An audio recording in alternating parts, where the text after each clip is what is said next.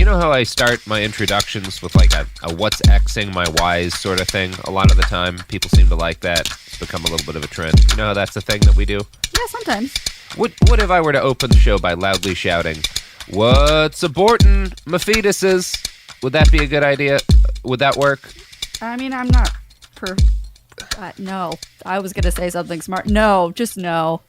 No, I shouldn't have done that. I shouldn't have started the show that way. That was a bad call. No. What's aborting my fetuses is not a winner.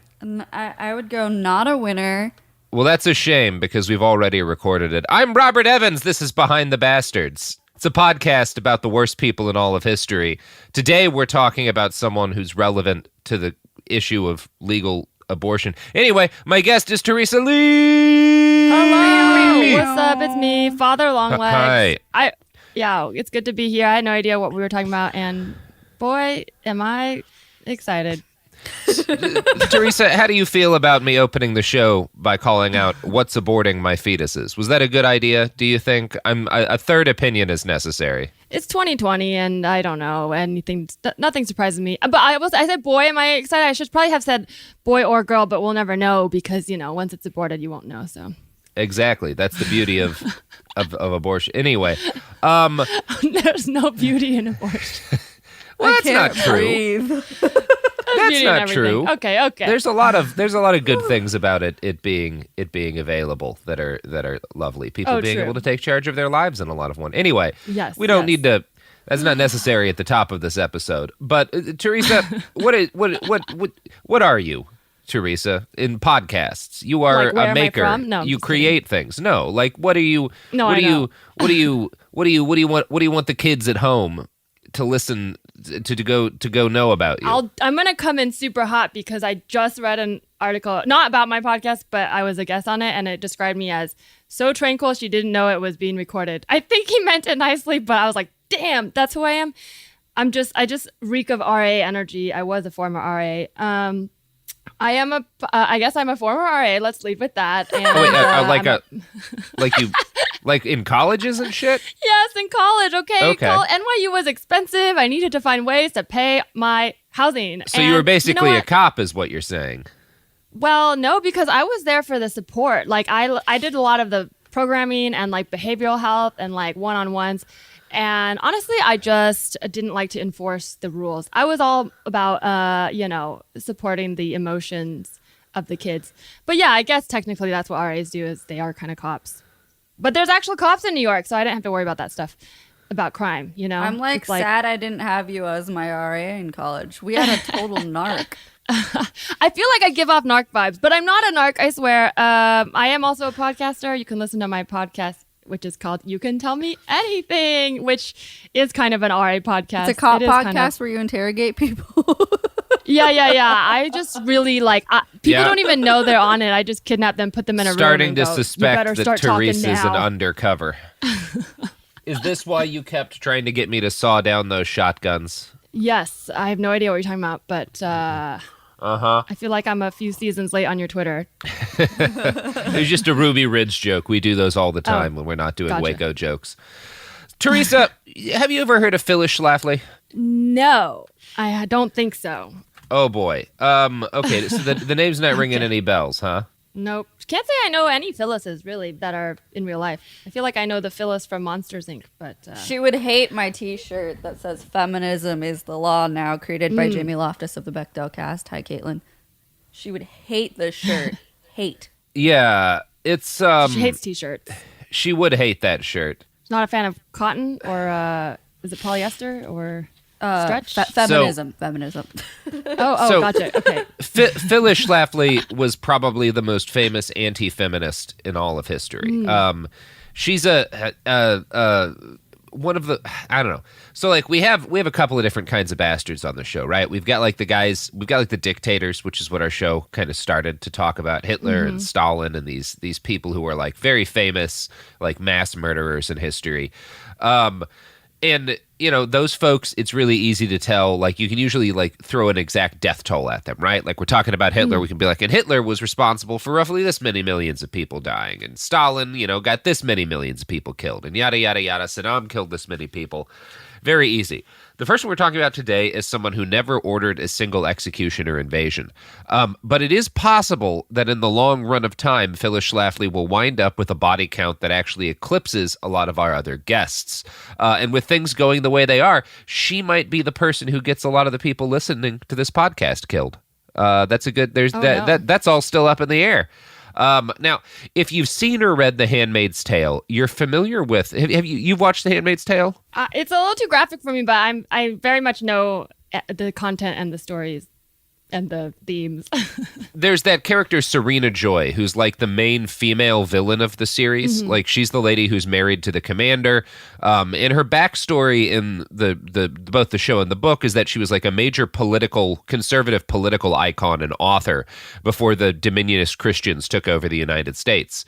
And Margaret Atwood, who wrote The Handmaid's Tale, actually had a specific real person in mind when she wrote Serena Joy, and it was Phyllis Schlafly. So Schlafly, No way. like that character is based on Phyllis Schlafly. Yeah, I did not know that. Yeah. Serena Joy is basically like, before everything goes down, is like speaking at colleges, being like the women's place is in the house, and like there is like What's wrong with that? No, I'm just kidding. and it's just All scary. of our places are in the house now that we're in quarantine. Yeah, now everyone's place is in the house. Yeah. Damn. So she sounds real evil. So because for some reason when you started this, the way you phrased it, I was like, wait, so is she for abortion or against? Because I would say anti-feminist would be against abortion, but then okay, so I guess I'll hear your story, but I'm trying to piece this together. I know about Planned Parenthood, and she's not around. That's not her.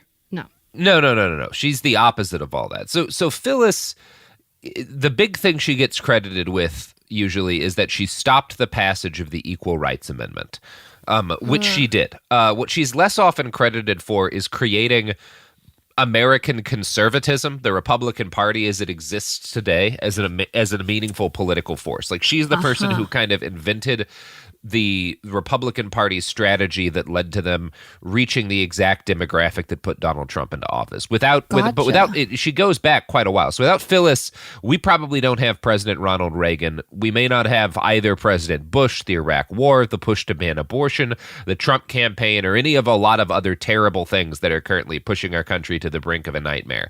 Phyllis Schlafly is the person who took like straight up fascist Christian right-wing politics and took them into the mainstream.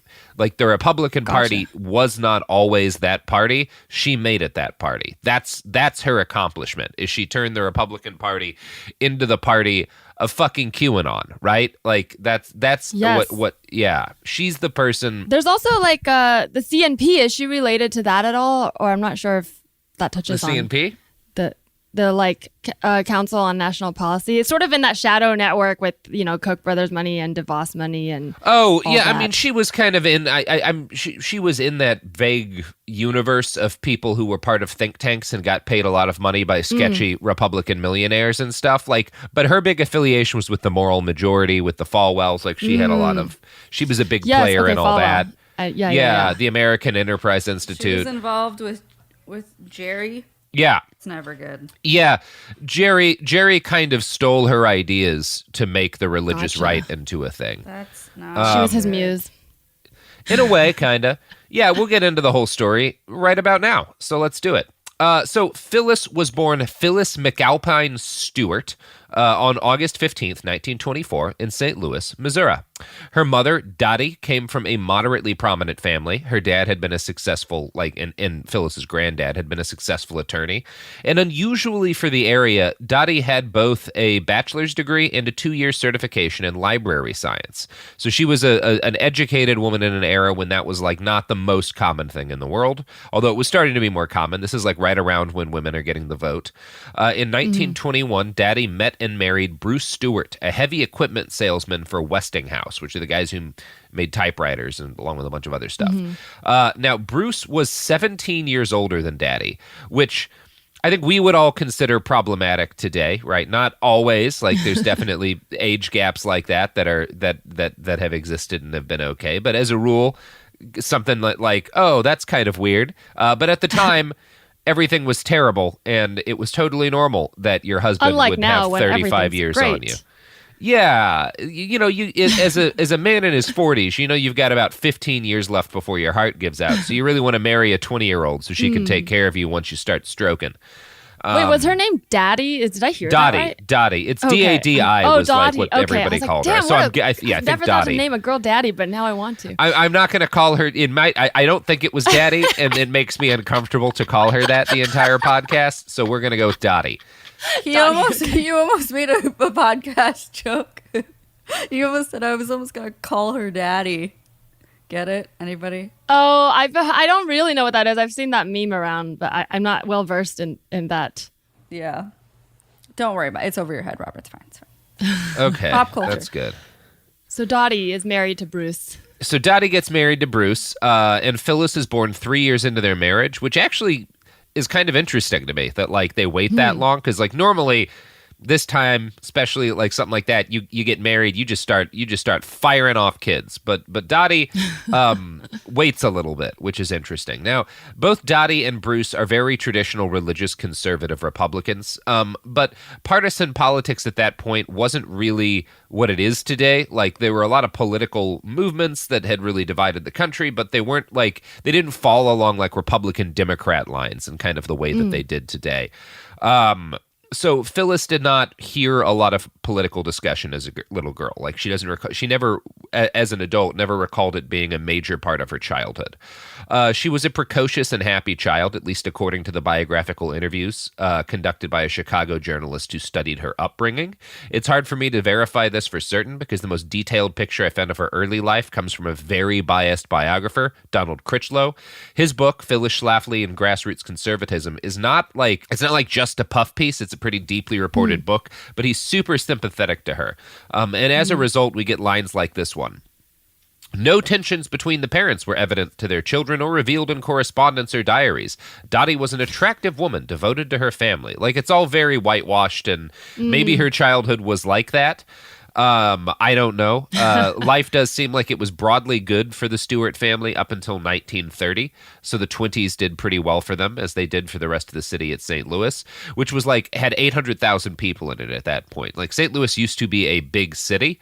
And then, so in 1924, the year of Phyllis's birth, St. Louis went Republican, voting for Coolidge in that election and Hoover the next. This did not prove to have been a great idea. In 1929, the Great Depression hit, and the city sunk into an apocalyptic collapse that it has still not recovered from. St. Louis's population today is just a bit over 300,000, which is less than about a third of the population it had when Phyllis was born. So the city that she comes from kind of collapses when she's about 6 years old. Yeah, and her father suffers along with the rest of his city. He loses his job as a sales engineer to Westinghouse, and this left him broke and pensionless at the age of 51, with a wife and 2 children.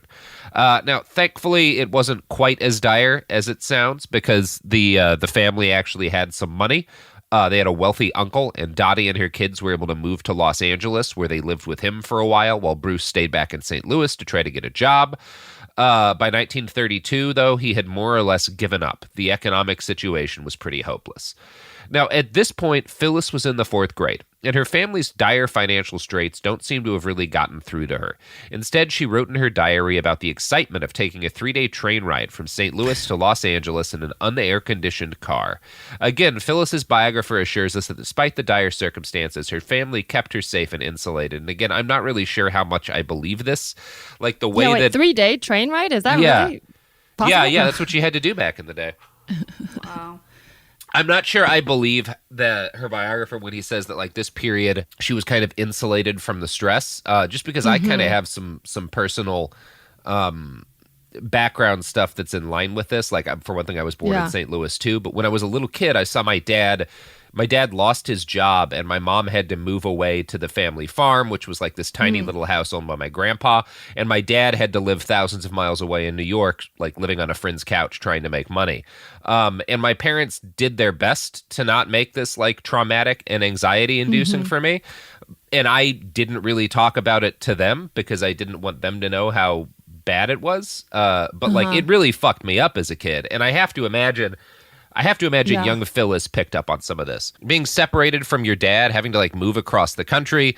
I just can't imagine that didn't leave some sort of a mark. But that definitely is like whether or not you. I mean, it seems like she maybe didn't process it, so she may not be aware. But that's the kind of thing as a you're not an adult as a child. Literally, that's the definition of child, and you're developing. So any changes like that take away, pull the rug out, or challenge your sense of safety and security, even if there's a reason and logic behind it, it is going to affect your patterns as an adult. And so I'm with you on that. Yeah, and like the specific way in which it challenges her security is kind of, she becomes this big fighter, big warrior for like traditional family order and all this stuff. And like her childhood is very much not a traditional childhood at the time. And kind of the role that her parents take isn't very traditional because her dad is out of work for a huge chunk of time, out of a picture for it.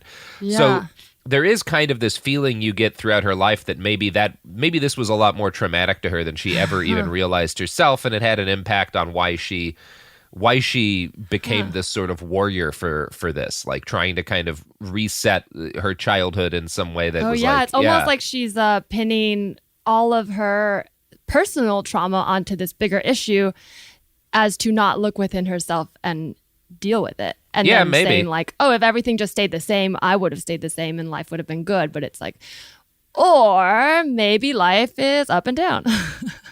My family wasn't able to be traditional in the way that I think it ought to be, so I should force everybody else to like have this childhood I didn't get to. I don't know, whatever. In 1932, Dottie and the family moved back to St. Louis, where they rented a house, and Dottie took a job selling yard goods at a department store. So in 32, she becomes the chief breadwinner of the family because Bruce just can't get a job. He's like old and not in the best health, and he can't find work. Again, Phyllis Schlafly's biographer glosses over some things here, but it does look like the family was helped out by their relatives so that they could all move back in together. So they're poor. Family has some money, though. So they have a safety net, right? In this kind of period where most people don't. This is the Great Depression. So Dottie became the family's main breadwinner. She labored 9 hours a day. She had a 2-hour commute. She tended to work 6 days a week. And during this time, like, Phyllis is in school and seems to be doing pretty well. She was an active and well-behaved child. She edited the elementary school newspaper. If she took any particular pride in seeing her mother as the family breadwinner, we have no evidence of this. Dottie was clearly a very intelligent and ambitious person, and she moved quickly on to teaching English at a public school. And in 1937, she became a librarian at the St. Louis Art Museum, where she worked until she retired. So by the time Phyllis was 14 years old, she'd lived in 6 different homes. Her family had rented every single time, and her parents had never seemed to come particularly close to owning property. Dottie, who by this point wore the pants economically in the family, decided that they should spend what resources they had on getting their kids the best education possible. She was able to get them free tuition at a nice Catholic school by volunteering to catalog and maintain the school's library. So Phyllis is very Catholic family, gets to go to this Catholic school. Her mom is not just making the money, but like, volunteering on her day off in order to get them free tuition. So Phyllis grows up with Dottie, this mother, as like a very liberated female figure in her life. Now, throughout all this period, Phyllis's father was unemployed. He didn't work regularly again until World War II, when he got a job as an electrical engineer for the War Production Board. Now, after this point, things got a lot better economically. He wound up building and patenting a new type of engine at some point after this. Wow. Throughout the Great Depression, though, he refused to take any unemployment money from the government out of fear that his grandchildren would have to pay for what he called Roosevelt's war on the free enterprise system, this planned economy and the welfare state he was building. I'm hearing buzzwords already. Yeah. They're kind of being planted so early on and associated with these other historical events you're talking about, like war and the Great Depression. Like, sounds like there's other factors, but then as you tie it all together, it's like, future generations will be like, well, things are bad because of buzzword, when it's like, well, things were bad because of historical event. Yeah, I mean, things were bad because, the economy had collapsed. It's kind of worth noting that, like, as he's jobless for most of the Depression, Bruce is refusing to take government aid, and that makes his wife have to work, 9-hour days, really 11-hour days when you count the commute supporting the family. Which is like that. Yeah. So, but so he'll take family aid. He took his rich family's aid and his wife's hourly aid. He did take his rich family aid. but not government aid. It's interesting because Phyllis will become this like warrior against the welfare state and all that stuff, and also a major advocate for like the traditional family. Like those are her two big things. But as a kid, her family is unable to be like, her mom is not home because her dad refuses to take government aid. So it's like as a child, the welfare state attempted to make it possible for her to have a traditional family life, and her dad wouldn't let that be the case. Now, that said, it seems like Dottie enjoyed what she was doing. Said it really adds to the effect that his name is Bruce. Like the name, her parents' he's names definitely are a Bruce. excellent. Yeah, and Dottie, I think Dottie would have probably wanted to be a career woman in any case. Like, she's clearly a very ambitious person, but like, it's just interesting to me that the thing that Phyllis becomes a crusader against is the thing that would have allowed her to like have her mom at home when she was a kid. It's very, very fun. Well, it's also this weird framing because the idea of being like a traditional family, often people talk about like, the mother's place is to be a home, or the woman's place is to be home and be a mother.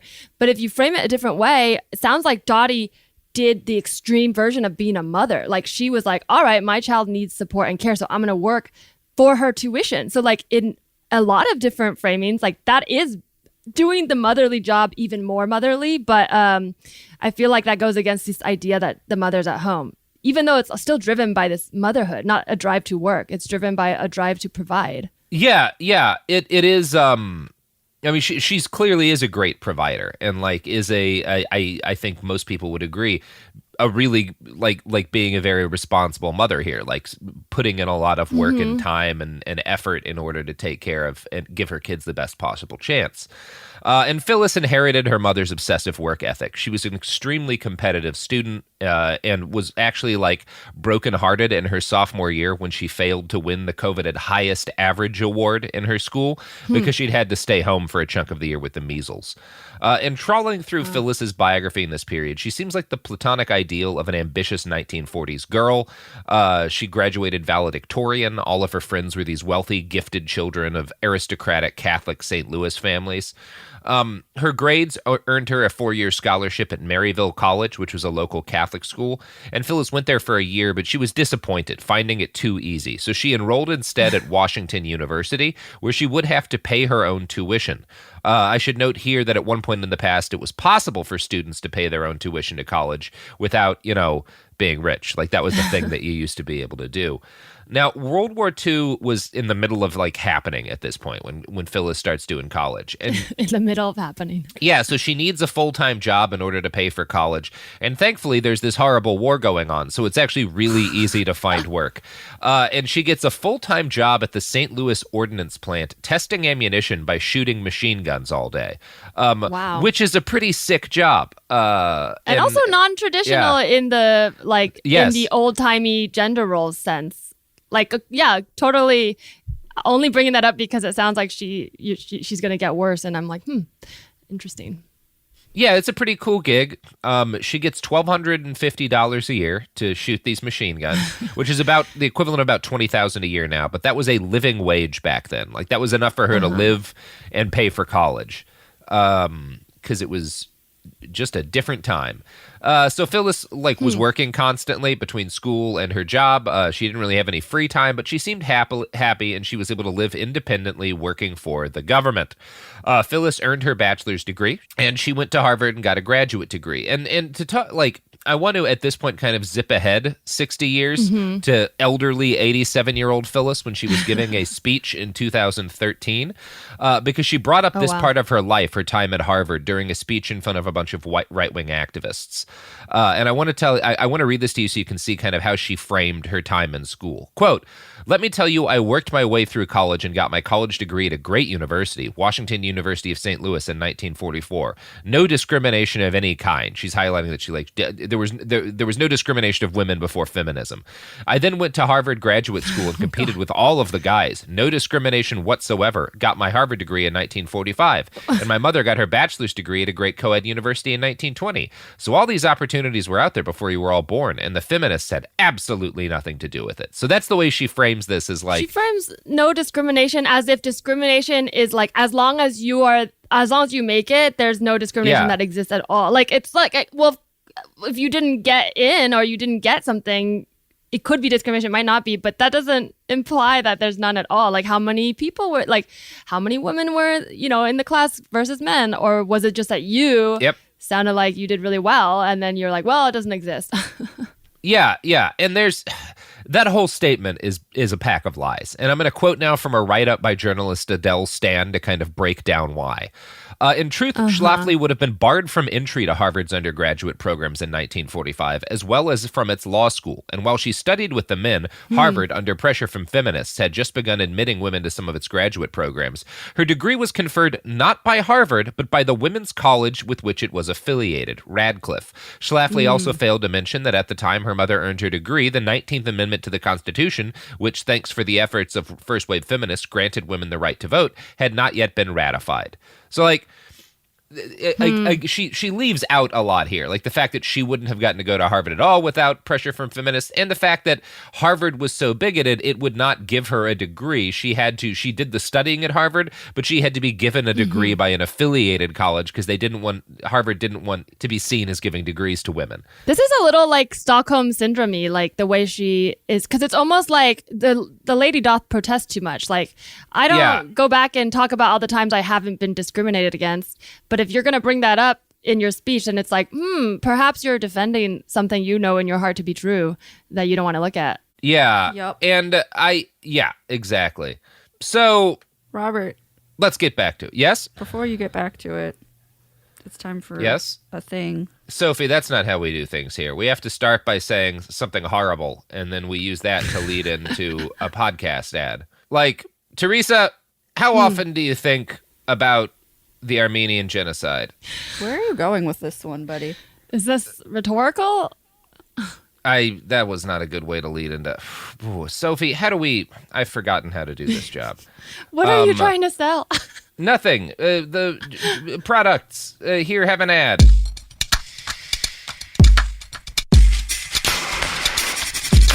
We're back.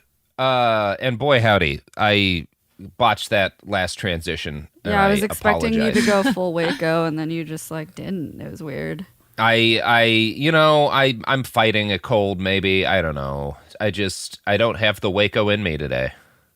You're doing great, Robert. The spirit of Koresh is not in. Okay, thank you. So here we go. Let's get back to it. So Phyllis, goes to Harvard, gets her degree from an affiliated school because Harvard doesn't want to give degrees to icky girls. Phyllis does not seem to have been particularly political at this point in her career. When she did write about politics, she didn't really exhibit a hard right bias. Like, we have some of her essays from this period.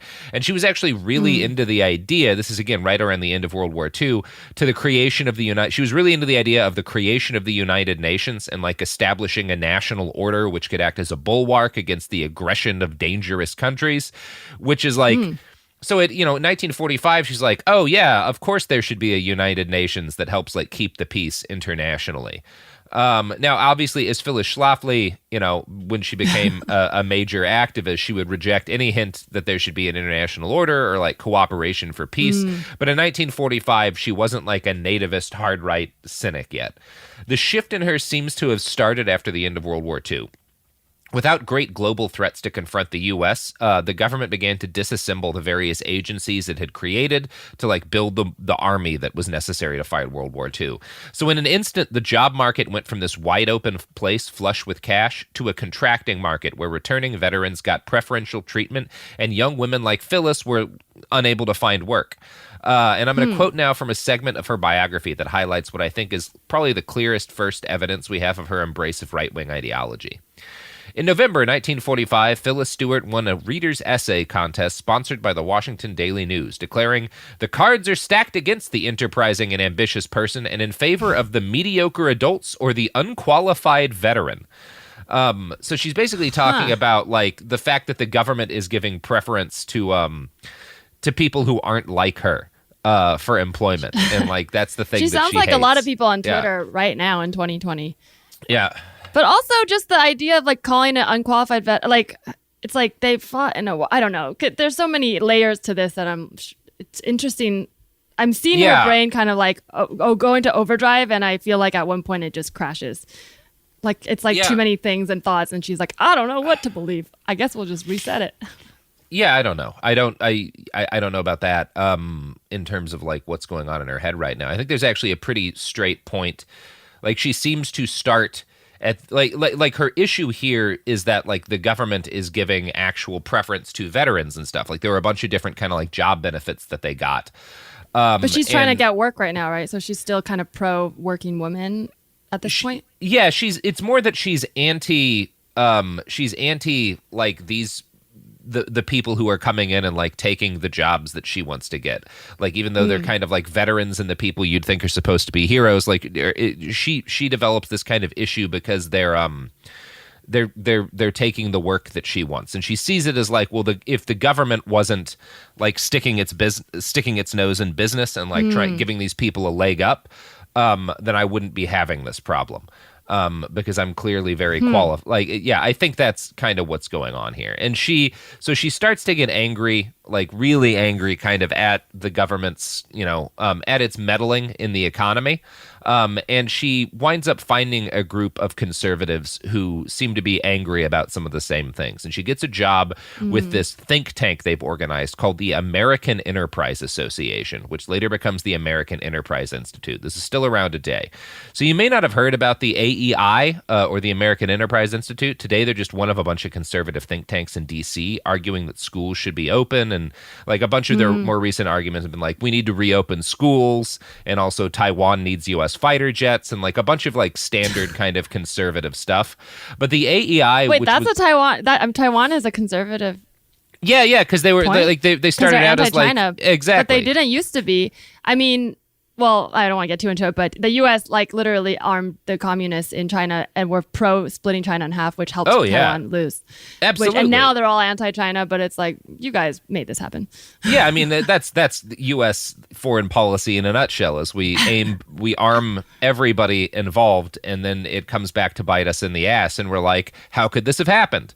That's like 70 years of U.S. foreign policy summed up right there. So the AEI was like, okay, so the AEI today is kind of like a pretty normal right-wing think tank. In 1943, though, they were kind of the very first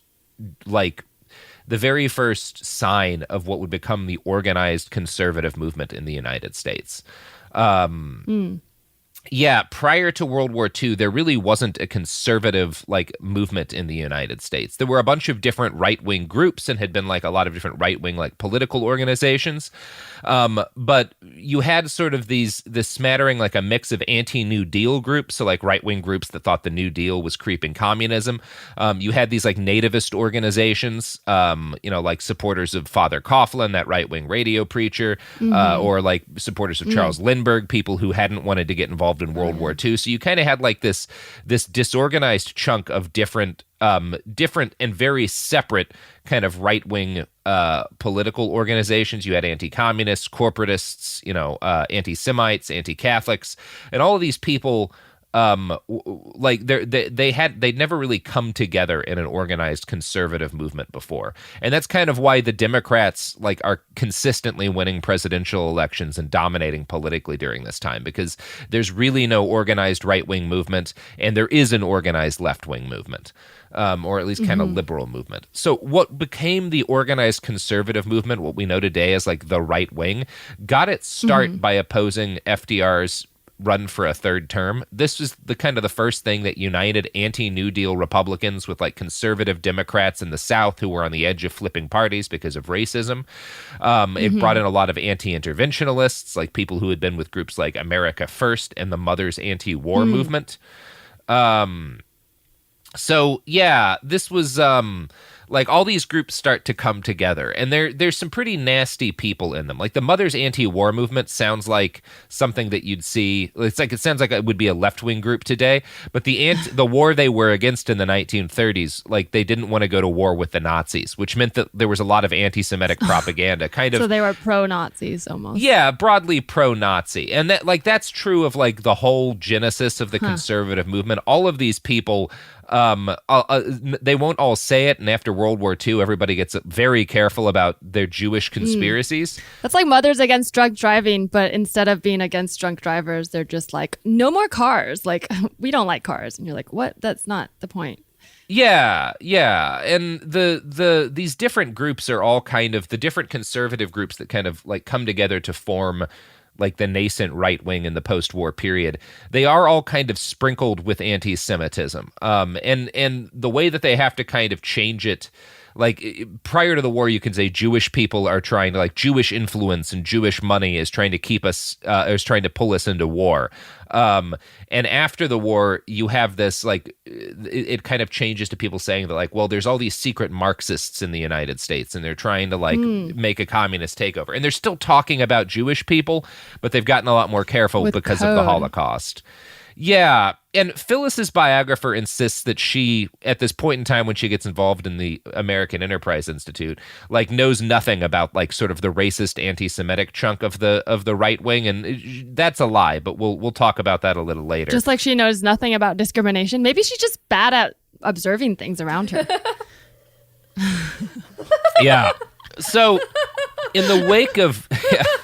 In the wake of World War II, she's working with this American Enterprise Association. And in the wake of World War II, they focus really on economics, in part because like there were a couple, like the battle against internationalism had been lost. Like the right wing prior to the war had really wanted the U.S. to like stay on its own and not get involved in global politics. That cat's out of the bag by the end of World War II. And it had also been super anti-Semitic, but you couldn't be that anymore, at least for a while. So it focused instead on like economic conservatism and like corporatism. And that's kind of the thing that it starts to build from. And the American Enterprise Institute's like statement of purpose, the thing that it is sort of like rallied around, like the single statement that it's rallied around at the time when Phyllis gets involved was, quote, "The tide of radicalism may be receding momentarily, but this certainly does not mean that America has returned to sound fiscal policies, put an end to deficit financing, to economic experimentation, and stopped making utopian plans for the future." Which I find is interesting. They're like, yeah, at the end of world, like the FDR is out of the picture and people aren't, pushing for as many socialist policies anymore. But like, that doesn't mean that they won't try to look into a utopian future, at some point like, that's our goal. That's what we're stopping. Yeah. She's like, don't worry.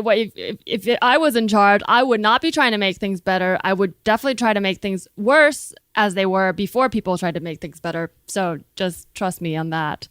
Yeah. Well, that's kind of the core of this conservative movement that starts to come about, is like, it is impossible for things to be better. If you are trying to make things better, you are a communist.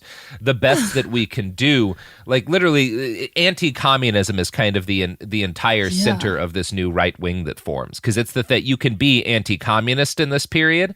You couldn't, and that's like their existence is entirely in opposition to something, right? Like there's nothing. Yeah, it's always anti. Yeah, it's just an attempt to destroy things. Like I'm very liberal and left and radical in that way, but like I've always just grown up being like, ugh, fuck conservatism. But hearing this, I'm like, that's not even really. There are some people who are like truly American conservatives who kind of believe more in like, well, it's all muddled up now, but let's say there are a few people who are more like the idea of like less government intervention, more like old traditional values, without the racism, without the like, plus human rights, like, yeah, let's do progress for humans, but like less the government economic meddling. That to me, I feel like gets so lost now because it's been co-opted. And I'm like, as a liberal, I have been brainwashed to hate all conservatives, where I'm like, you know what? There are versions of conservatism that would make sense if you added human rights and reason to it. Well, it's like there's versions of like, I don't know, there's aspects of like how people frame their conservatism. Like when people say, I just think the government should leave people alone. That's not a bad thing to want. The problem is that you generally what they're saying is that I feel like I'm kind of at a top position or a good enough position in this society that if the government stays out, nothing will happen to me, and I don't really care about the people who actually need help right now. But this is when, so that's always been an aspect of American politics, right? There's always been people who have been like, fuck you, got mine. But what kind of never existed was a movement that could stitch kind of that attitude together with social conservatism, with this idea that like things should go back to the way they were, and we should have these more traditional values. Like that's what starts happening right now. So yeah, the American Enterprise Association, Phyllis works for them for about a year. And by the time she finishes her affiliation with them, she's like a hardcore right-wing fundamentalist. When she'd started working for them, she'd actually been a member of the United Nations Association and supported the new organization. All of that ends for her during her time with the AEA. By the end of it, she is a dedicated right-wing partisan. As her biographer notes, quote, her religious faith, now combined with a well-formed conservative ideology, created a formidable political outlook. Equally important, she learned from her work experience at AEA how to articulate complex issues and arguments into a simplified form easily understood by an average reader. Much of her early political writings and speeches were derivative, based on an extensive reading of conservative books and periodicals, government reports, and liberal newspapers. Her originality lay in the way she framed issues. So sounds she a lot like back, someone I can think of in the White House. Yeah. The way that he speaks, just simplifying it, but getting to the emotion of the thing. Yeah, that's going to prove to be her strong suit. Is like kind of cutting everything away. But yeah, anyway, we're building to it. So she moves back home after her time with the AEA. To St. Louis, and she reaches out to a congressional candidate named Claude Bakewell, who was running in the 11th District. So at age 22, she reaches out to this guy and offers to be his campaign manager. And she's so impressive, like the way that she's able to kind of like call up facts and statistics of local politics. Just like shocks this guy into hiring her immediately, even though, again, really uncommon for women to be campaign managers in congressional campaigns in this period. As Bakewell later recalled, I had to keep looking at her to remind myself I was not talking to a fat, old, cigar-chomping ward healer. So like she's this young 22-year-old girl who talks to him like an old politico. And she had never done any nitty-gritty politics. All of her knowledge came from just reading the newspaper very closely, but she clearly pays attention well enough that she's able to kind of mimic the way these old Republican like political, shit fighters talk, and she's able to kind of convince this guy that she has what it takes to be one of them. And it seems like she does. She does well at the job, and Bakewell gets elected to Congress in 1946. Now, he gets kicked out of Congress in 1948 when he loses his next election. But Phyllis, runs a campaign and gets a guy into office. And so by 1949, she had a real career going as a political operator. She was unmarried, and 24 years old at that point. And at about 24, she meets this guy named Fred Schlafly. So she's like this unmarried, independent, making money on her own, running a major political campaign on her own. And she meets Fred Schlafly in 1949. And Schlafly is a conservative activist and a devout Catholic, which is kind of Phyllis's two big qualifications, that whoever she marries needs to have money and needs to be connected.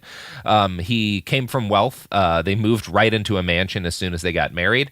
And he had a high-powered job representing a bunch of major businesses, including several banks. And he heard about Phyllis through the Republican grapevine in St. Louis because she was really the only woman doing what she was doing at that period of time. And he was like, that sounds hot to me.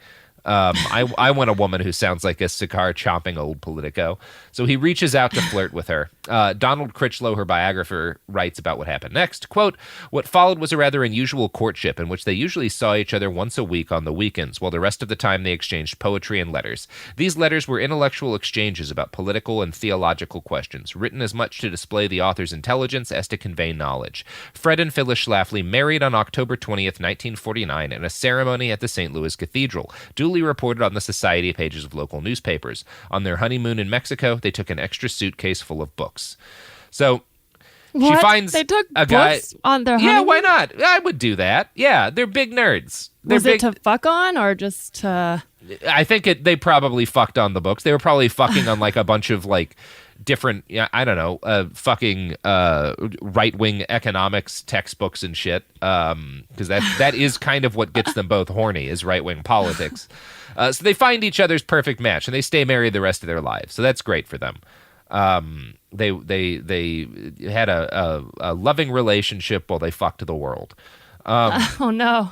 Well, I will say I do think we should bring back poetry in courtship. I might be alone on this, but look. Oh no! Look at where it got us here. Don't send a dick pic. Send a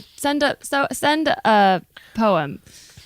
Send a poem, or in lieu of a dick pic, a suitcase full of books. That could be the new.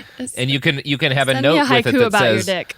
"My dick is like this suitcase full of books, filled with knowledge." I don't know.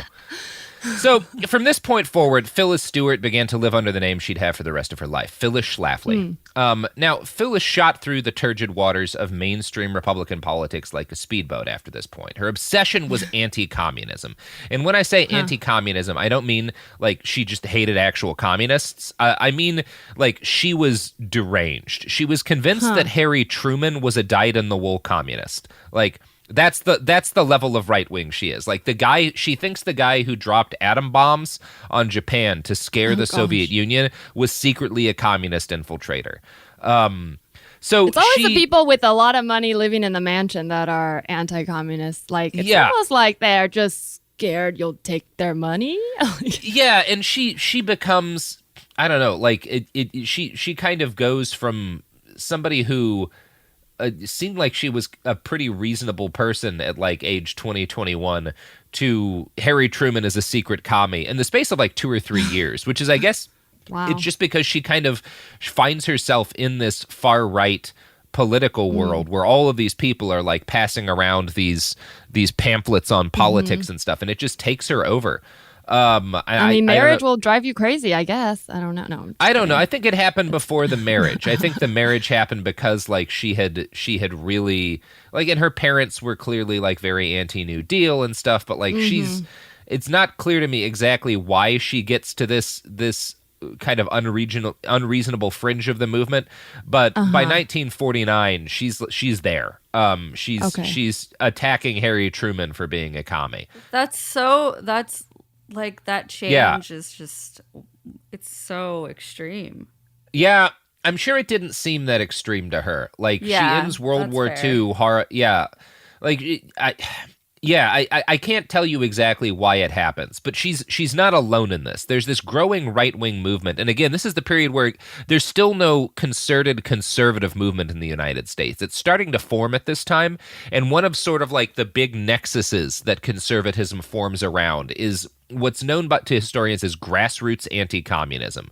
And this is not like just opposing the Soviet Union.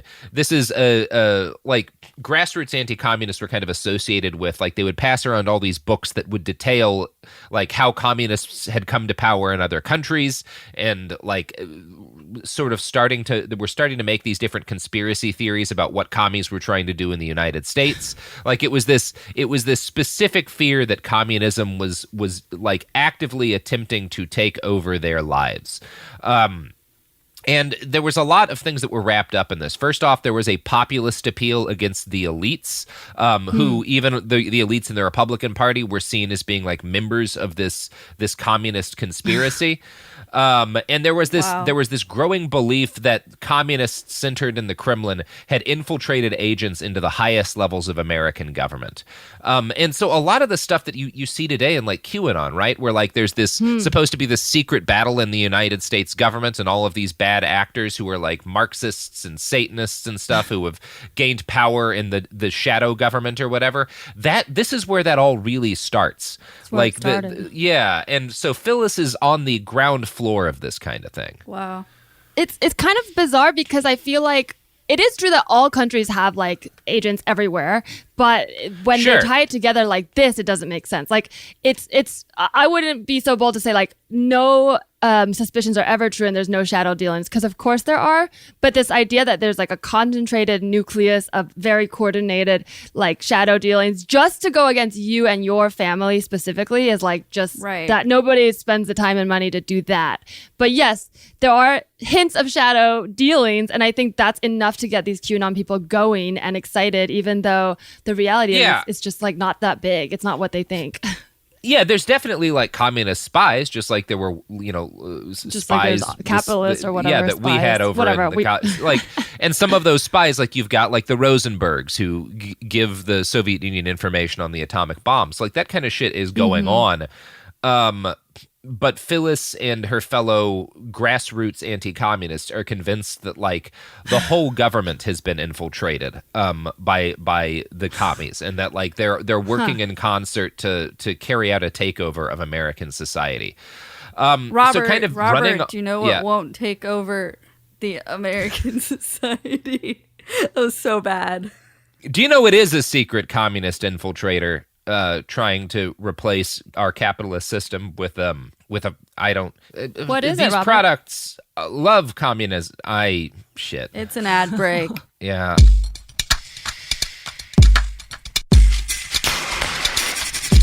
All right, we're back. Talking about Phyllis Schlafly and her fringe beliefs about communism. So running on this grassroots Phyllis adopts grassroots anti-communism and gets like really into this subculture that's forming. And she runs for Congress. And she actually wins like a really shocking upset victory in the Republican primary. So she defeats like the Republican candidate to go run against the Democrat. And it might be the first time in modern political history that like a normal conservative ran up against like a fringe far-right candidate that everybody just kind of thought was a nutter, and then suffered a shocking loss. So like the kind of thing that has happened a bunch in our lifetimes that happened with Trump, it happens with Phyllis Schlafly's campaign. And this is kind of like the first time it happens to the Republican Party, where you've got like the folks who are sort of the moneyed elites who have been running the party since forever, looking at this person that they never would have supported beat their candidate and go like, what the heck is happening here? So what you're saying is it's very traditional what happened here. Just pure tradition. This is the start of the tradition. Yeah. Now, the good news is that at this point, things were not so far gone in our society that Phyllis Schlafly could actually win a general election. So she gets beaten in the actual election. But the fact that she'd won the primary earns her a place in the Republican National Convention for the rest of her life. So she's a voting member of the Republican Party for forever. And this starts her kind of being a part of the Republican institution. She hadn't won, but she'd effectively grafted herself onto the mainstream of the party. And over the next 50 years, she and her ideas would grow like a cancer inside of it. So Phyllis Schlafly was one of the very first people. Yeah, or a fetus inside of it, which, again, if only you could. This is an RU-486 joke. I just don't know how to make it, so we're just going to move on. I was seeing you struggle, and it was funny. No. Yeah. So Phyllis Schlafly was one of the first people who starts writing literature, pamphlets and stuff to provide intellectual framework for what we today know as just like the right, the religious right in the United States, like the she's one of the first people who starts like thinking in a concerted way about that and providing reading material for people. And again, initially it was really focused on anti-communism. Her first big book was called A Reading List for Americans, and it was just a bibliographical guide to anti-communist books that people could read. And Phyllis kind of promised that if you read the different anti-communist books that she had put together in this, you would come to understand, quote, the American failure to grasp that we are already engaged in a total war with the communists. So that's the angle she's really pushing at this point. Now, that book was published in 1958, and in the early 1960s, Phyllis gets involved with a group called the American Security Council, which is another right-wing think tank that had been initially started to, quote, help corporations avoid communist influence in their companies, and had over time expanded, fighting unions, basically. But it over time expanded to a dedicated group of right-wing military-industrial complex folks obsessing over communist dangers to the United States. So Phyllis gets involved with these like defense industry people who are obsessed with the idea that a communist attack is coming. And one of these folks was a rear admiral named Chester Ward, and he and Phyllis hit it off, and so the two of them became research partners and writing buddies. Now, the ASC had a bunch of different files on communism, and again, this is like a library of, they call them credible sources. Who knows what's actually in there, but it's supposed to be kind of outlining how all these different communist movements around the world and different countries had like organized and gained power. And so they spend years reading through this shit, and Ward and Schlafly become convinced of two central principles. Number one, that the Soviet military threat is real and inescapable, so the United States must have superior military strength to avoid war. And number two, that the Soviet Union seeks to bleed the resources and morale of the United States through satellite wars of attrition, while Russia tests its weapons and bides its time to confront a weakened United States. So Phyllis begins calling on the U.S. to have a first strike capability. She's one of the people she's one of the conservatives who starts in like the 1950s being like, we need to be able to end the world with nuclear weaponry before the Russians can, in order to stop there from being a war. So she calls for the United States to maintain superiority of military striking power. And for a few years, like, she and Ward are just like writing these books about how the only thing the U.S. can possibly do at this moment is to build up this massive omnicidal nuclear arsenal, right? Like, that's her first big political issue, is that the United States needs to build like a wall of nuclear missiles to protect it from communism. Wait, so I know you haven't gotten to the abortion part, but I'm already hearing contradictions in her belief system. Like, she believes in order to feel safe, she needs a button she can press at any point to literally abort the entire world. But she feels safer if no woman, no matter what her case is allowed to abort a baby, even if she's at risk. Like, that already, I'm like, it sounds like she's maybe dealing with more trauma than beliefs. Her argument would be that the communists are so evil that the only thing that can keep them from taking over this country and killing millions of people is to be able to kill basically the entire world with an enormous nuclear arsenal. That's the only way to be safe. What if the babies are communists, though? Is there a clause for that? Or it's I think she supports throwing them in prison or having them executed or whatever. Oh, have the birth and then throw both mother and child in prison after the baby's born safely. Yeah, after the baby's born safely. Then they can die in prison. Okay, gotcha. Her initial big political charge is that, like, there should be this eternally spiraling cycle of armaments where the United States just throws more and more money into building an impossible nuclear stockpile. Did she have money in this? Because you said she was hanging out with DOD Oh, people, she's rich. Yeah. No. So it's like the more that they go make arms, the more money her and her friends would make, right? Like, there's more jobs, more manufacturing. She definitely has friends in like the defense industry, sure. I'm not sure, like, they're already rich. I don't know how much personal financial interest plays into this for her. But she and her husband do use some of their family money to establish the Cardinal Mincensi Foundation, who was like a Catholic anti-communist guy. This foundation acts as a mouthpiece for anti-communist pro-nuclear propaganda. Wait, say that a mouthpiece? Anti-communist pro-nuclear propaganda, yeah. I just needed you to say that one more time. Oh my yeah. God. So, among other things, she uses this foundation to put out propaganda trying to convince Americans that nuclear weapons were, quote, a marvelous gift given to our country by a wise God.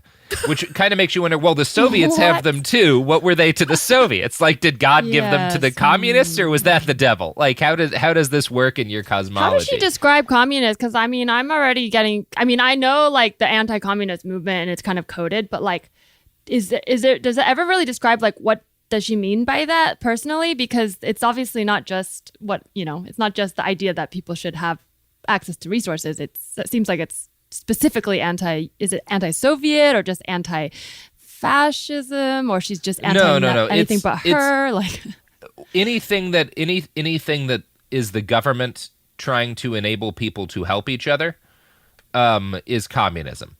Like, if it involves the government and it helps people, it's communism, and she wants no part in it. But nuclear weapons, okay. Yeah, the only thing the government should be doing, in Phyllis Schlafly's mind, is building nukes. Threatening people. Okay, yeah, welfare, terrible idea, gonna kill us all. Nukes, great. A gift from God. That's Phyllis Schlafly's... Well, if everyone dies, there's less people who need welfare, so... Yeah. Anti-communist, pro-nuclear propaganda. Like, what? Yeah. She's fucking unhinged. And she and Admiral Ward wrote a series, but also so is the whole... The birth of the conservative movement is in this wild overreaction to communism that leads us into a bunch of horrific things.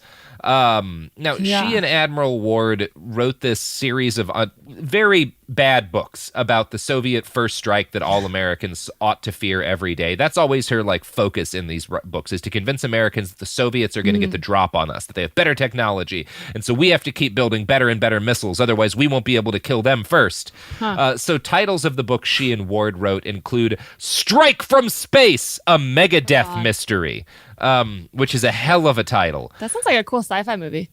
Yeah, then there was Kissinger on the Couch, which was a very anti-Semitic psychoanalysis of Henry Kissinger, who she hated for his interventionist leanings. Oh, I was going to say that's a terrible description that you said, but I was like, that could be a fun porn. I mean, but... Yeah, it could be. Like, I'd watch a Henry Kissinger porn. He's hot. We all know that about casting Henry couch, Kissinger. You know? Yeah, nobody disagrees with that. I disagree. Yeah. So, and one of the areas in which she is right in this period is she's very anti. Well, I mean, I think her feelings on Vietnam or Korea were more like we should just nuke them. But she certainly thought that the policy LBJ was following in Vietnam was a bad idea, and she wasn't wrong about that. Obviously, JFK and LBJ made a whole everything they did in Vietnam was a horrific mistake. Is there anybody on any side that I think Kissinger still thinks Vietnam went well? Really? I don't know. I watched Good Morning Vietnam. It seemed like things were going pretty well there for a while. They had Robin Williams, so really, what's the complaint about? So, yeah, anyway, she other Schlafly Ward books, book titles included Ambush at Vladivostok and The Betrayers. So they've got all these, they sound like fucking Robert Ludlum novels. But they're all basically making the point about, the Soviet Union is better armed than us, and if we don't spend all of our money on better nukes, we're fucked. And I found The Betrayers. I found a copy of it on Amazon. And so I went ahead and I just read through some reader reviews because I wanted to get an idea of how the people who read this book have interpreted it. So in the interest of journalistic balance, I pulled one positive review and one negative review. And I'm going to read you the 4-star review right now. Whatever impression this book made at the time, 1968, it is an astonishing read today. Written by Eagle Forum president and founder Phyllis Schlafly and Admiral Chester Ward, the thesis of this book is that key members of the Johnson administration, in particular Defense Secretary Robert McNamara, had actively sought to weaken and impair the defenses of the United States, motivated by a belief that the cause of freedom was doomed, that the Soviet Union would surely win the Cold War, and that preparing for the eventual inevitable surrender was the best means for survival. So she's She's arguing that Robert McNamara is a secret, like one of the architects of the Vietnam War, is a secret communist agent trying to weaken the United States. Which I guess is one way of trying to like settle in your head how the United States could do something as dumb as the Vietnam War, is like, oh, we must have been trying to fuck ourselves over because it was such a bad idea. I do think that's kind of funny. The review continues. Regardless of the validity of that position, the information used to make the case bears examination. Schlafly and Ward walk the reader through a panorama of Johnson administration defense and foreign policy positions, compellingly outlining a defensive disaster. The astute reader will recall without reminder that in 1960, the United States possessed overwhelming military superiority over its communist opponents, and that by 1968, just 8 years to 2 presidential terms later, that had turned into mere parity and in some cases inferiority. If nothing else, this caused extreme, needless problems for American diplomacy over the following 2 decades. And of course, it had the potential to cause far, far worse. So basically, what's going on here is the United States makes a bunch of very dumb decisions that are in many cases motivated by extreme paranoia over communism. And this leads extremely paranoid people like Phyllis Schlafly to assume these couldn't just be that these people made horrible mistakes because they were bad at their jobs. They have to have been part of a communist conspiracy. Yeah, it's almost like, I mean, I always think about Occam's razor. I know it doesn't always apply, but it's sort of like when the easiest like explanation often is the true one. Like what you're saying is like they just made some bad decisions that had bad consequences. But even in the wording of this review, he says a mere 8 years. Like there's like kind of leading wording, like a mere 8 years. Well, 8 years isn't objectively a mere. Like 8 years, a lot can happen, especially if you've got a lot of money and people and armies involved. Like in a person's life, 8 years. Like 8 years ago, was like 22 years old. You know what I mean? Like I think I was straight when, you know, so it's like a lot changes in 8 years. So I feel like the fact that he's already leading in the review makes me feel like the book has a lot of language like that too. Yeah, it's frustrating. And it's like, so, okay, here's the bad review. On the other side of things, here's this like, 1-star review. And quote, Phyllis Schlafly, associated with extremist xenophobic John Birch Society, we'll talk about them in a second, puts together a paranoid philo-nuclear diatribe here that completely ignored the situation in the 1960s. The idea that a ballistic missile defense is somehow still useful is sold like as snake oil by right-wing crackpots and defense contractors. But back then, as now, it simply doesn't fly. The recent remarkable advances in missile defense were only made by incorporating GPS transmitters into targets. Engineers, speaking honestly without a financial stake in the outcome, have known this and spoken about this for decades. It's a big welfare program, plain and simple. The idea of a winnable nuclear war is hideously immoral, and the Strangeloves and their consorts, such as Schlafly, should be consigned to the ash heap of history pronto. Which I find really interesting. So this guy is basically being like, the thing that she's this right-wing firebrand, but the thing that she always is arguing for, this like massive nuke-focused defense policy, is just welfare for a specific group of grifters. Yeah, because wow. like none of it's ever worked, right? That is kind of the deep, the ugly secret of like all missile defense, is that like none of it would do anything. Yeah. Yeah, like, it's just fear. Yeah. You keep stockpiling and then like it's almost genius if it didn't cost so many lives, but it's like instead of trying to fix problems that you can because you may fail, like, right, like solving poverty and all this, like I think we can make a lot of progress, but we haven't done it yet, so we don't know for sure. But if you solve a problem that doesn't exist, which is like to just keep stoking fear, you can never fail because the problem won't go away. Like it's continuous. So it's almost like I feel like they're projecting a lot of their own insecurities onto the government. What they're trying to do is take money that ought to go to helping to build up our society and to help people. And because they hate that idea, but they don't want to give up the money, they just want to throw it into something that could kill the entire world instead. That's Phyllis Schlafly's conservatism. So that last review mentioned the John Birch Society, and I guess we probably ought to start talking about them now because they're a really crucial piece of what's happening here, this kind of coalescing sociopathic right-wing movement. And the John Birch Society was founded in 1958. Again, very crucial year there. You're hearing about like a bunch of stuff happened in 58. It's one of the most important years for the right wing. And it was founded by one of the guys behind the Welch's Candy Company after he retired from the business of making sweet things and decided conspiracy theorist was a better gig. So Welch, the founder of the John Birch Society, believed a lot of very wrong things about communism. But his most famous claim, and the one that like made him a controversial figure, is that he was obsessed with the idea that Republican President Dwight D. Eisenhower was a secret communist. And I've mentioned this a couple of times on the show because it's very silly. Like when you think about like the idea that Dwight fucking Eisenhower was a communist infiltrator it's absurd.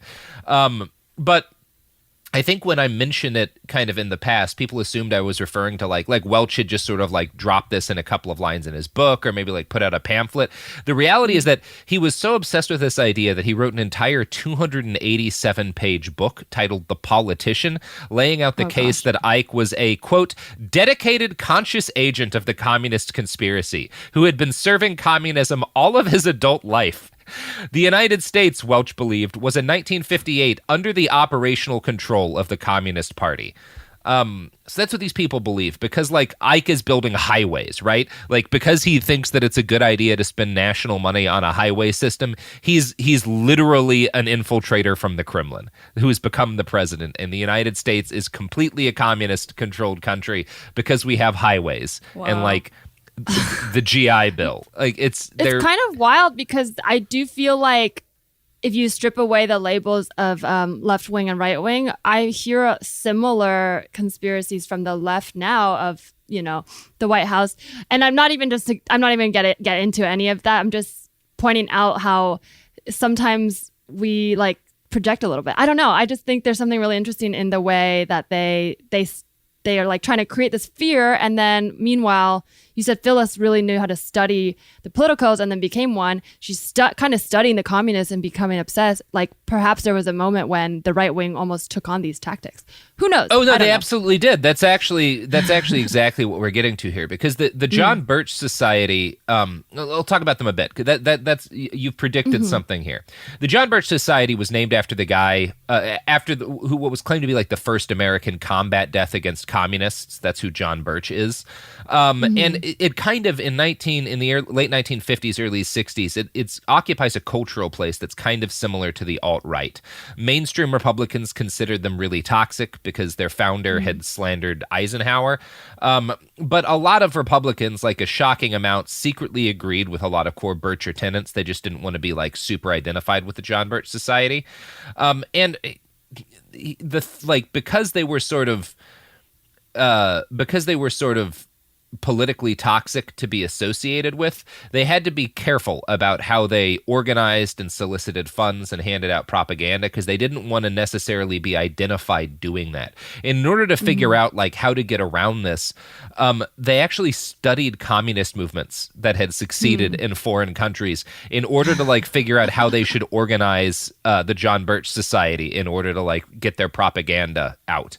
And so like a lot of communist parties in other countries, they had secret membership roles. They would have these like secret cadres who would set up in different cities and operate out of front organizations so they could hide donations and people wouldn't be like tied to helping out the John Birch Society. So they actually do look at how communist movements succeeded in other countries and deliberately go out of their way to imitate them. I'm going to quote from a write-up in The New Yorker that kind of explains this process. In the 1960s, Welch became obsessed that even the communist movement was but a tool of the total conspiracy. This master conspiracy, he said, had forerunners in ancient Sparta and sprang fully to life in the 18th century in the uniformly satanic creed and program of the Bavarian Illuminati. Run by those he called the insiders, the conspiracy resided chiefly in international families of financiers, such as the Rothschilds and the Rockefellers, government agencies like the Federal Reserve System and the Internal Revenue Service, and non-governmental organizations organizations like the Bilderberg Group, the Council on Foreign Relations, and the Trilateral Commission. Since the early 20th century, they had done a good deal of their evil work under the guise of humanitarian uplift. One broad avenue down which these conspiratorial forces advanced was known as progressive legislation, Welch declared in 1966. The very same collectivist theories and demagogic pretenses which had destroyed earlier civilizations were now paraded forth in a disguise of new and modern concepts. This is really interesting to me for a lot of things. For one thing, you go through that, a lot of that you could graft right onto QAnon, right? QAnon followers believe that what they're fighting is this satanic conspiracy. They talk about how it goes, like one of the things that is a big part of QAnon is the idea that it goes back centuries in a lot of cases. There's this ancient pedophilic satanic cabal that they're fighting against. You know, they call it the cabal. He called it the insiders, but it's in a lot of ways the same conspiracy. Another thing that's really interesting to me here is that Welch is, again, doesn't identify as an anti-Semite openly, but you can graft a lot of what he's saying directly onto the shit Hitler was saying. So Hitler was obsessed with the idea that any sort of social welfare or social justice, like in the idea that it was starting to be conceived of in the 30s, and any moves towards anti-discrimination, anti-racism, anti-colonialism, these any sort of social movement that was based around empathy was Jewish infiltration attempting to bring on Marxism. That was a big aspect of what the Nazis were saying, is that if you're encouraging a society to be more empathetic, you're making it weaker, and that's going to lead to it getting wiped out because the world is just this cold competition of different races, and so you have to fight against social justice sort of ideology with extermination. That's one of the reasons we have to kill the Jews, is that they're going to infect our society with this stuff. And Welch is saying the same thing. He's just not saying the Jews, but he's saying that any humanitarian policies being pursued in a society are part of a satanic conspiracy to bring it down. And that's, in the very worst case, Welch believed that military action might be necessary to dislodge the totalitarians. But for the moment, I have a question. Yeah, absolutely. Does he, their whole thing is that there's secret infiltration, right? They believe that they infiltrated the government and they're secret, right? So did they at any point consider okay, let's say they actually believe this in good faith and it wasn't just a demagogic approach to control people. Did they ever at any point consider if they can infiltrate the communists, if they can infiltrate America, couldn't they also infiltrate the conservatives? No, they believe that the conservatives have been infiltrated. They think the mainstream Republican Party has been compromised by this too, right? Not their people though, right? They don't believe that they could be co-opted. I think they think that they're this small cell of real of true believers. But part of why they organize themselves the way they do is so that they can't be infiltrated, right? That's why they, and ironically enough, Welch kind of adopts a Marxist-Leninist model of of having a vanguard revolutionary party. So he builds a series of small cells that work in secret to agitate the populace and elect, candidates to office who are in line with their beliefs. He was quoted as saying, "It isn't numbers we have to worry about, but the courage on the part of our followers to stick their necks out and play rough, the same as the communists do." So the John Birch Society hates communism and explicitly patterns its organization off of communist vanguard parties because they see that it works. And Phyllis Schlafly was a secret member of one of these vanguard parties. She was a dedicated member of the John Birch Society from the beginning, and she held to its principles her entire life. Now, she denied this publicly, and her biographer argues that she was never a member of the society. But this is factually inaccurate. Just this year, researchers gained access to letters written by Phyllis Schlafly herself, where she blithely refers to her own membership in the John Birch Society as starting back in 1959. And it's become clear that at a certain point when the John Birch Society got toxic, she stopped openly admitting her membership and became a secret member, denying her affiliations in public because she could do more good by working within the Republican Party and making it change. So she was an agent of the John Birch Society embedded in the Republican Party. Now, she started the process of trying to change the Republican Party into the party of John Birch in 1960 at the Republican National Convention. And Nixon! To give you an idea of how fucked up things are here, Richard Nixon, that year's candidate, is going to be the good guy in this part of the story. What? Because Nixon and his allies in 1960 were fighting to add a new plank to the Republican Party platform, one that enshrined anti-segregation and anti-discrimination as fundamental Republican values. Now, again, Nixon himself, very racist guy. You can listen to hours of him using the N-word and being just like a horrible racist. But Nixon was also like kind of as political operators go, he was more of a politician than he was an ideological Republican, right? Like he was a guy who wanted to do certain things in power, but also wasn't like his kind of assumption was like, oh, look at how things are trending socially. Americans are fed up with segregation and like with racism. We should at least make it a plank of our party that we don't support segregation, because that's clearly where the wind is blowing. And Phyllis saw this as pure communism. Like the fact that Richard Nixon was like, yeah, we shouldn't support segregation anymore. She thought this was communism, because again, any humanitarianism is communism. That's that's what she believes. So she leads a revolt of what she calls moral conservatives. And remember that line, because this is the first time anyone starts talking like this. This is before Falwell and the Moral Majority starts. She has her organization of moral conservatives. And they run an insurgent fight against Nixon to stop anti-discrimination planks from being added to the Republican Party. And they win. And like not coincidentally, Nixon then loses the election to JFK. Now, like all good extremists, Schlafly didn't see the fact that Nixon had gotten his ass kicked by Kennedy to be at all emblematic of like conservatism being unpopular and needed to change.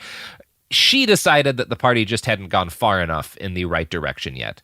And that was fine for her. She had a plan to wrench the Republican Party and the American right out of the hands of men like Nixon forever. All she needed was a man to help her with that, because, of course, a woman could never be a presidential candidate. In 1964, Phyllis Schlafly found her man in Senator Barry Goldwater. You ever heard of Barry Goldwater? Yes. Big Barry G? Yeah. A lot of people call him the first Trump. He was a lot smarter than Trump, but also a lot less successful. So I don't know. The times were different. Like most of America's greatest nightmares, Barry Goldwater comes from Phoenix, Arizona. He was born there in 1909. One side of his family was Jewish. They'd fled from Poland during the revolutions of 1848. The other half of his family were Episcopalian. And Barry stayed Episcopalian all of his life. He joined the military as a pilot in World War II, and he spent most of that conflict delivering supplies. Goldwater got into politics once he left the military. And like Phyllis Schlafly, he was a rabid anti-New Deal crusader. He was initially elected, though, on an anti-corruption platform, sweeping the Phoenix City Council meetings of 1949 as part of a nonpartisan coalition dedicated to cleaning up the city.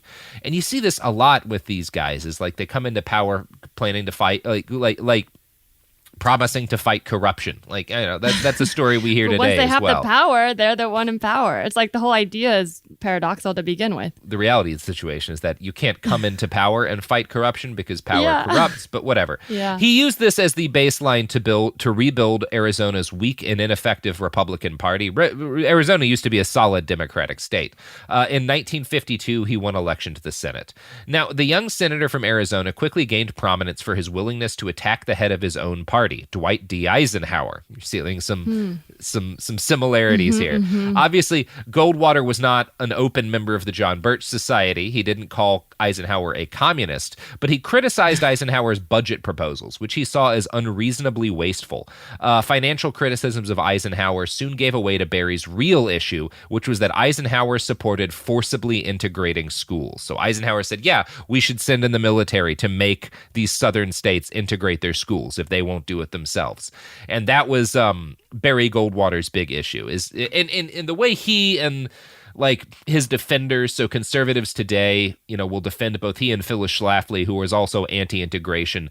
Like her biographer Critchlow will defend them both as saying that like they didn't oppose integration, they just opposed the federal government and federal troops being used to integrate schools. Now they oppose enforcement of it. Yeah, kind of what they're, because whenever people argue for like state school rights for charter schools and things, they're basically saying they don't want to have to force integration. They're not against it, but given the choice, they're not going to do it. It's like, and it is one of those things where it's like, oh, well, we're just against forcing people to do it. And it's like, okay, but we still want schools to be integrated. And then you ask them, well, okay, well, how do you integrate schools? And they never actually have an answer because they don't want schools to be integrated because they're just racists, but they know you can't run on that anymore. It sounds like a lot like another argument about choice. I can't quite think of it, but it just making me think of something, this idea that you just want a choice, not that you want to do that. Anyway, I can't think of it. It's off the top of my head, but just at the tip of my tongue. It's freedom. Yeah. So, okay. So Goldwater and Schlafly were both virulent anti-integration crusaders. The reality is that this isn't because they were angry at federal overreach. They just knew that their ideal constituency was white men and white women. And again, this was actually something that Phyllis Schlafly was pretty consistent about admitting. Her biographer likes to hide this. A lot of folks who will support her or folks who will support Goldwater will try to defend them on this. But Schlafly was very consistent about the fact that she only gave a shit about representing white people and white people's political interests. In 2012, after Mitt Romney's defeat, the Republican Party conducted an autopsy to determine why they had lost. That autopsy advised them to seek to engage with Black and Hispanic voters more effectively, and Schlafly was one of a few prominent Republicans at the time to reject this openly, saying, the people the Republicans should reach out to are the white folks, the white voters who didn't vote in the last election, and there are millions of them. The propagandists are leading us down the wrong path. There is not any evidence at all that these Hispanics coming in from Mexico will vote Republican. Jesus. Yeah. So this was exactly the same way she felt in the early 1960s, because once she became a conservative, she never, ever changed again. And she and Barry Goldwater, again, wanted to get the white people's vote. And they were specifically kind of organizing an insurgent campaign against a more, mainstream appealing Republican presidential candidate, Nelson Rockefeller. And Rockefeller started out as he seemed like the guy who was initially about to win the 1964 nomination for the Republican candidacy. And back in 1960, he'd actually been the guy who had proposed the anti-segregation plank in the Republican Party platform that Schlafly had organized against. Meanwhile, Senator Goldwater had voted against the Civil Rights Act of 1964.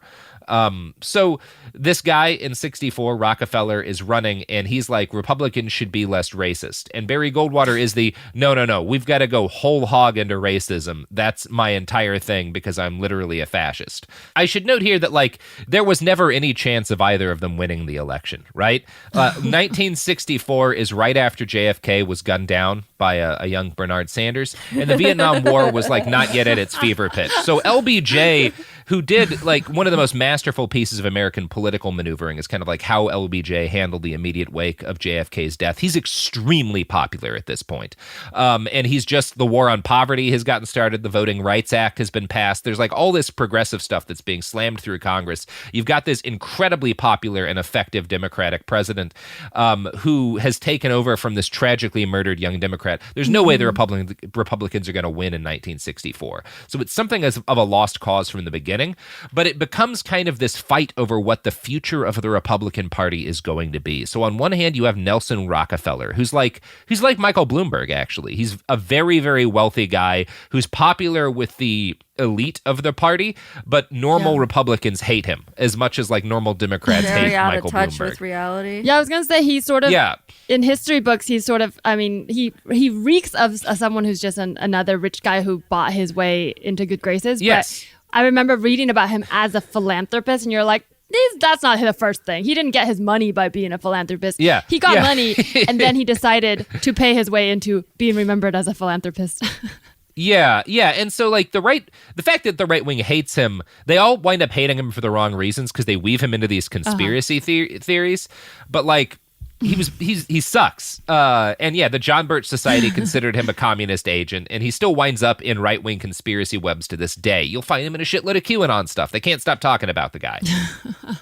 So Phyllis Schlafly was probably the most influential of a cadre of right-wing organizers who in 1964 throws their support behind Barry Goldwater during this period that's going to determine what the Republican Party becomes in the future.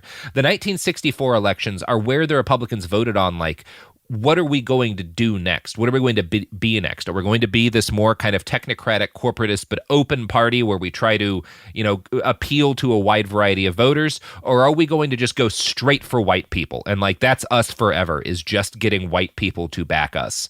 And fucking over everyone who's not a white person. Yeah. Straight for white sounds like a really shitty dating app. And Phyllis Schlafly decides, like, she wants the Republican Party to be the party of white people. And God damn it, she's going to fight to make that be the case. And we will talk about what happens next in part 2 of this episode. But Teresa, you know what it's time for right now? What time is it? It's time for you to do some pluggables. Pluggables. Plug them out. Okay, cool. Plug up with your bugs up. Plug up your holes with by following me online at Larissa T on Twitter and Instagram. And I think I'm going to be selling some limited hats that say "Cancel Me, Daddy" because enough people told me I should make them. So if you guys like those, message me, and they'll probably be out by the time this is out. But yeah.